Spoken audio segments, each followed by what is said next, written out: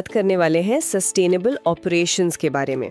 मतलब कंपनियां अपना कामकाज पर्यावरण को नुकसान पहुंचाए बिना कैसे चला सकती हैं। और हमारे जो स्रोत है वो एक बड़ी अजीब सी बात की तरफ इशारा करते हैं कि ज्यादातर कंपनियां ग्रीन R&D में पैसा लगाना ही नहीं चाहती। हाँ, ये थोड़ा हैरान करने वाला है, क्योंकि इससे वो न सिर्फ पर्यावरण को नुकसान पहुंचा रही हैं बल्कि पैसे बचाने के मौके भी गंवा रहे हैं। बिल्कुल। और स्रोतों में इसका जो समाधान सुझाया गया है वो बहुत ही दिलचस्प है। Digital twin technology. Digital twin सीधे सीधे कहें तो आपकी फैक्ट्री की हूबहू नकल, लेकिन कंप्यूटर के अंदर। हर मशीन, हर पाइप, हर स्विच, सब कुछ। अच्छा। और ये सिर्फ एक 3D मॉडल नहीं है, ये एक जीता जागता मॉडल है जो असल फैक्ट्री के साथ साथ सांस लेता है, रियल टाइम डेटा के जरिए। ठीक है, तो कंप्यूटर में एक जीती जागती कॉपी बन गई, पर इससे असल में होता क्या है? स्रोत बताते हैं कि इससे रियल टाइम मॉनिटरिंग और वो क्या कहते हैं, प्रिडिक्टिव मेंटेनेंस। हाँ, प्रिडिक्टिव मेंटेनेंस। और ये सिर्फ मशीनों के बारे में नहीं है। सोचिए, एक विंड टरबाइन के हजारों पुर्जे हैं। डिजिटल ट्विन बता सकता है कि जर्मनी में बैठे इंजीनियर को भारत के किसी टरबाइन का कौन सा बोल्ट अगले हफ्ते के तूफान से पहले बदलने की जरूरत है। वाह, उस स्तर की सटीकता है ये। लेकिन असली जादू तो सिमुलेशन में।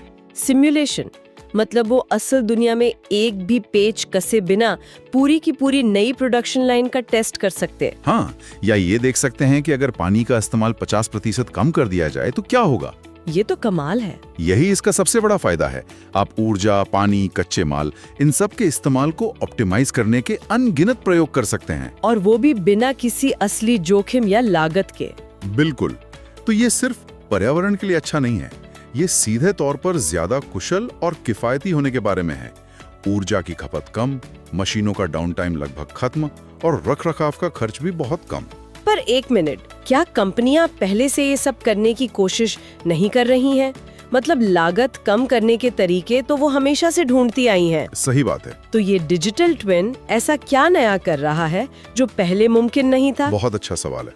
देखिए, कंपनियां छोटे मोटे सुधार तो हमेशा करती हैं, लेकिन बड़े और जोखिम भरे बदलाव करने से डरती हैं।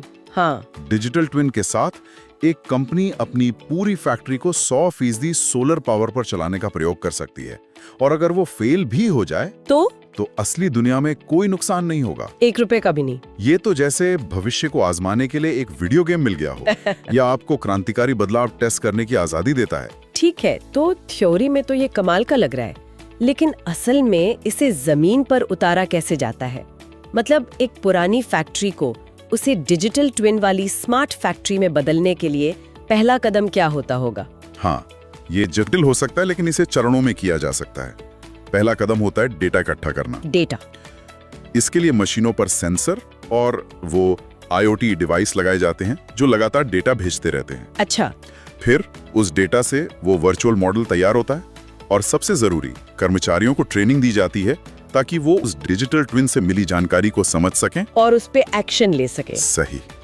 इसका मुख्य सार यही है कि वर्चुअल दुनिया की समझ असल दुनिया में असर डालती है। तो कुल मिलाकर डिजिटल ट्विन एक तरह का सेफ प्लेग्राउंड है, जहां कंपनियां सस्टेनेबल बनने के हर तरीके को आजमा सकती हैं बिना असल दुनिया में कोई भी संसाधन बर्बाद किए। बिल्कुल।